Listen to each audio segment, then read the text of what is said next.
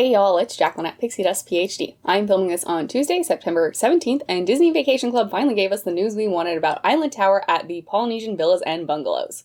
We've got a sale date and booking timeline, and most importantly, we have points charts. Let's take a look. Here's a brief overview of some key information. Island Tower at Disney's Polynesian Villas and Bungalows, or PVB, is set to open on December 17th of this year. Island Tower is part of the same condominium association as existing PVB, which has a couple of implications. First, that means if you currently are a home resort owner at PVB, you will have 11-month priority at Island Tower. They're not going to be treated separately. Vice versa is also true if you are buying in due to the excitement of Island Tower, you will have 11-month home resort owner priority access to the existing studios and bungalows. Also, because Island Tower is joining the existing association and all that verbiage and legal language and contracts were drawn up before resale restrictions came into place, there should be no resale restrictions at this resort. If you own resale points, you should be able to use them to book Island Tower. And if you buy a resale contract with a PVB home resort, you will not be restricted as much as you would if you bought a resale contract at Riviera or Cabins at Fort Wilderness or Villas at Disneyland Hotel. Meaning you could use your points at PVB, but you could also use them at most of the other DVC properties, again, all of those that were established before the resale restrictions went into place. The PVB contracts will retain the same expiration date, so you're talking about 2066. That means if you're buying in soon, you'll get roughly 41 years on your contract at PVB. And Island Tower will have between 222 and 268 villa rooms, just depending on the configuration of those 2-bedroom lock-offs. If you're interested in buying in directly through Disney, sales are going to begin on October 1st for current DVC members. If you are not currently a DVC member, you have no Disney Vacation Club points, and you want to buy in to PVB directly through Disney, your sales will begin on October 29th. That being said, nothing is stopping anybody from going out and pursuing a PVB home contract on the resale market. When these sales begin, buying directly through Disney will start at a price of $225 per point. Right now, we do not have any information about incentives, and it is unlikely we will receive that until sales begin on October 1st. Recently, there has been a 100-point minimum to buy in as a new member. Meaning if you currently own 0 Vacation Club points or are not a DVC member, it's unlikely that you will be able to purchase less than 100 points directly from Disney. That would put your minimum buy-in at this rack rate without any incentives at $22,500. Now to become a full DVC member though, or a blue card member that has access to all those membership extras, you are going to have to purchase a minimum of 150 points directly from Disney. If you chose to do all of those at PVB at the current rack rate of $225 per point, not accounting for any incentives, which I would guess there will be a little bit of something at that 150 point level, that would cost you just under $34,000. And those prices are just your initial purchase price. Of course, you will then owe annual dues each year. If you would like to stay at Island Tower at PVB, you can actually book those rooms now if you want to pay cash. If you are trying to pay with your Disney Vacation Club vacation points though, that will begin on October 15th. October 15th specifically is when the booking window will open for current and add-on PVB members, aka this is a little bit of a home resort priority. So there's a whole lot of people that already have a PVB contract. Beginning October 1st, existing Disney Vacation Club members can go ahead and add on to PVB.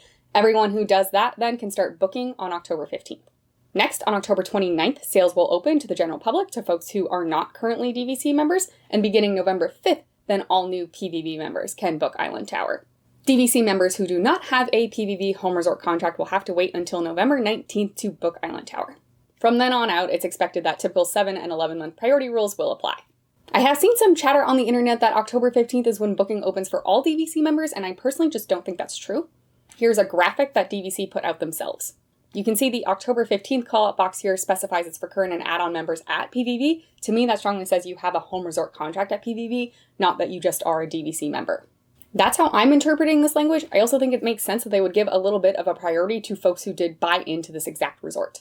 But unfortunately, the verbiage DVC is using is maybe not the most clear and open to interpretation. I did just want to show you this graphic from the company as a data point for your information. With these Island Tower rooms, we have a shakeup to the view categories at PVB. There are now 4 view categories. Standard view is going to be landscaping or parking areas, and that's going to be available for every room type except for the penthouse, 2 bedrooms, and the bungalows. Preferred view is going to get you at least a partial view of something like lakes, the pools, or golf course, and that is widely available. Premium view is at least a partial view of Seven Seas Lagoon, and you will find that category for the Duo Studios. Then we have theme park view, which is of course at least a partial view of the Magic Kingdom. This is available only in Island Tower rooms, Deluxe Studios, and larger. Interestingly, bungalows are not grouped in theme park view, but I guess it makes sense depending on exactly which bungalow you get. I think some or most of them probably have partial theme park view, but ultimately they got rid of the lake view category. So for the old, previously existing PVB, you had studios and bungalows, and studios were broken up into standard and lake, and bungalows were lake. So my interpretation of this is they just collapsed lake up into preferred view. Next, let's go through basic information about the rooms, and most importantly about the points charts for the rooms. Duo studios will sleep up to 2 guests. These are only available in Island Tower. You'll get 1 queen pull down, a kitchenette, and a porch or a balcony as per usual. As I was putting together information on this today, I thought it was interesting that the rooms listed on the Walt Disney World website actually had it in theme park view instead of premium view, but the point chart is very clear that it is standard, preferred, and premium. The verbiage for premium was at least partial views of Seven Seas Lagoon, so maybe a bunch of the duo studios have pretty decent views of Magic Kingdom, and that's why perhaps the Walt Disney World website lists them as theme park. I found this piece of conflicting information interesting, so I thought I would share it with you. Ultimately, I do believe the points charts over the Walt Disney World room webpage, so to me it will be standard, preferred, and premium view categories, not theme park view. If you want to look at the full points charts with all of the room types together, of course I will leave that linked in the description below. I didn't really see any point in going over it in that format in the video since you can look at that on your own time and you're all plenty smart enough, so I'm breaking this down by room type. As you can see here, we're looking only at the duo studios. These will range between 12 points and 43 points per night, depending on your view category as well as the travel period and if you're staying on a weeknight or a weekend night. I thought it might be helpful to compare the rooms in this points charts to other rooms on property. That way you can orient yourself to how much do these rooms at Island Tower and PVB really cost versus other options. There's really only one comparison we can make for the duo studios. Those are, of course, the tower studios over at the Riviera Resort. Those also only sleep 2 people. The Riviera Resort Tower Studios only come in standard view, so we just have 1 column to compare here. And comparing these 2-person standard view rooms between Island Tower and Riviera, you can see that in every travel period, the Riviera's is a little bit cheaper. It's not a dramatic difference in points cost, but it is real. That being said, Island Tower is of course in the Magic Kingdom Resort area. It's technically part of a monorail loop resort, so maybe you find value in that and that is worth it to you. Let's move up in size to Deluxe Studios. There will be Deluxe Studios in the new Island Tower, and then we have existing Deluxe Studios at PVB. Those are in the Longhouses. Interestingly, the Deluxe Studios in the tower sleep only up to 4 guests versus the existing Deluxe Studios in the Longhouses do sleep up to 5.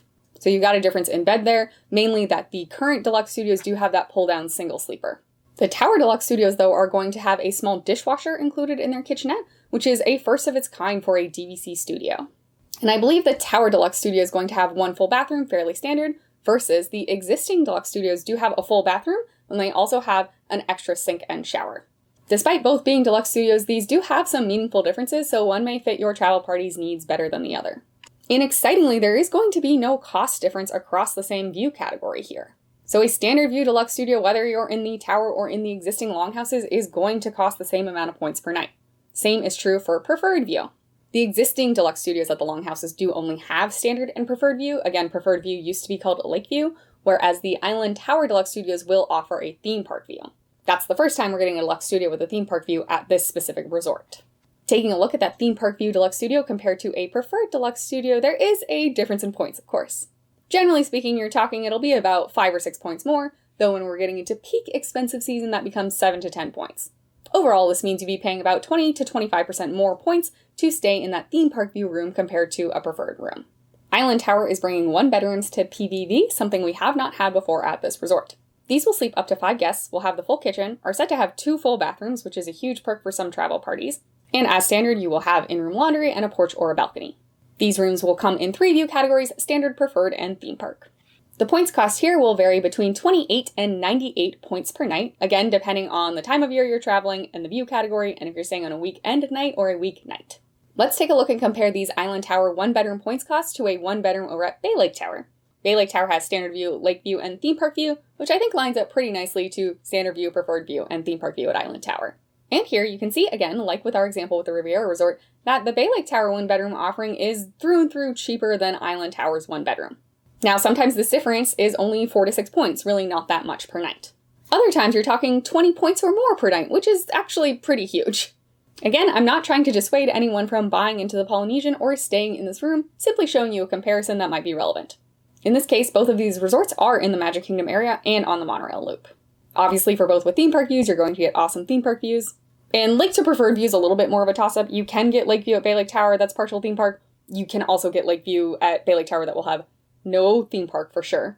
I'm guessing that scenario might be similar for Island Tower, but only time will tell. Island Tower also introduces standard 2 bedrooms to the Polynesian villas and bungalows. Bungalows technically are a 2-bedroom configuration, but of course they're pretty different than a standard 2-bedroom villa and priced accordingly.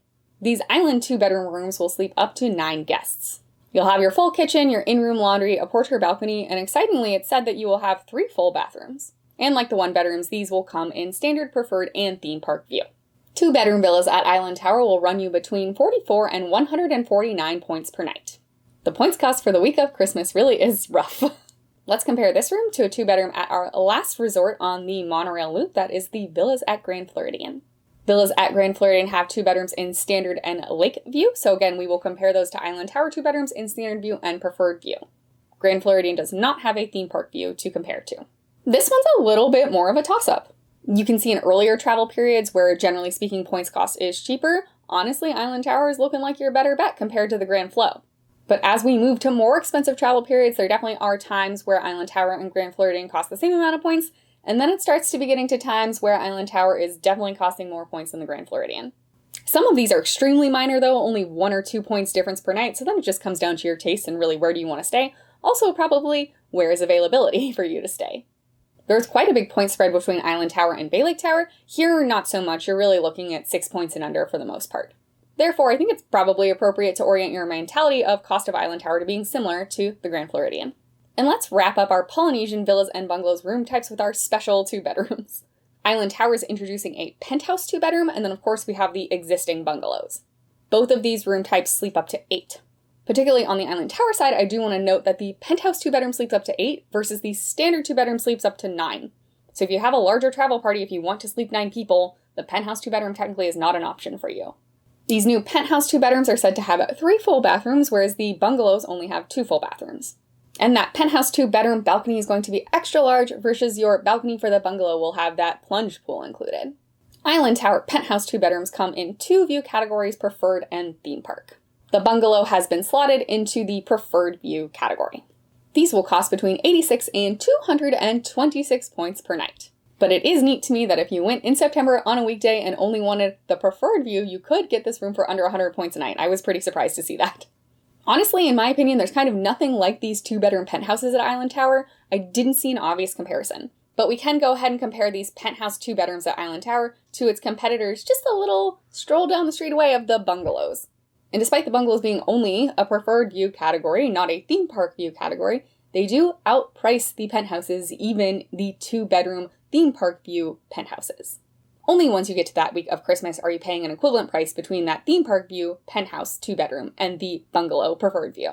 Like we just saw, the bungalow compared to the theme park view penthouse 2-bedroom at least sometimes is only a handful of points more, probably really won't make a difference. Generally, it's really not going to go over 10 points more per night. Which if you're dropping over 100 points per night, probably is not a huge deal to you, but I don't know how big your DVC contracts are. The choice between these very special types of 2 bedrooms is probably more about your choice, your travel party, what your preferences are, and less about the sheer points cost, I would think. Because I mostly travel as a party of 2, I'm definitely narrowing in on deluxe studios here. I know duo studios would be more economic, but I just like to have a little bit more space to spread out. And while yes, this does appear to be on the more expensive side of things, it wasn't nearly as outlandish, I think, as it could have been, so I feel pretty pleasantly surprised. I'm hoping to stay at a deluxe studio in Island Tower in the next couple of years, and began sketching out what that trip might look like. Before this points charts was released, though, I truly was guessing. I was using the Grand Floridian Resort Studios points charts as a reference and a guessing point, and honestly, it's really not that far off from what we got. I thought they may price some of the rooms at Island Tower, particularly maybe those theme park view rooms, a little high, and then sort of spread those points out to decrease the cost of the bungalows a bit. But to my knowledge, I'm pretty sure the nightly points cost for the bungalows has stayed the same, so they didn't redistribute those points at all. Perhaps I was just braced for the worst outcome, but personally I am pretty pleased with this points chart. I really feel like it could have been worse, and even though it is still on the expensive side of things, again, it's not totally outlandish. At this point in time, I'm still not planning on buying in. That's strictly just because I have enough points. I just don't need another contract. That's kind of my mantra these days, is I have enough points, I don't need another contract. I've been planning out a lot of really cool things, and I have enough points to cover that, so I don't need an add-on. Keep saying it to yourself. Stay strong. Let me know what you think about Island Tower at PVB in the comments down below. How are you feeling about this points chart? Is it motivating you to buy in at all? Also, congratulations to anyone who bought a resale contract at PVB, say, a year ago when the prices weren't that bad. I did take a look at some trend lines lately, and it has been trending up since people are pretty excited for Island Tower overall, I think. Thank you for watching. If you found this video helpful, informative, or entertaining, please be sure to hit that thumbs up button to like the video. You can also subscribe to the channel, and then ring the bell icon to receive a notification whenever I post new videos. Typically, about 70 to 80% of you watching this video are not going to be subscribed. I totally get it, I was that person myself, but it is something free that you can do, and it really helps me out a lot. Good luck to everybody gearing up on buying a PVB contract. I hope you make a ton of magical memories there. Thanks again for watching, I really appreciate your support, and we'll see you next time at Pixie Dust PhD.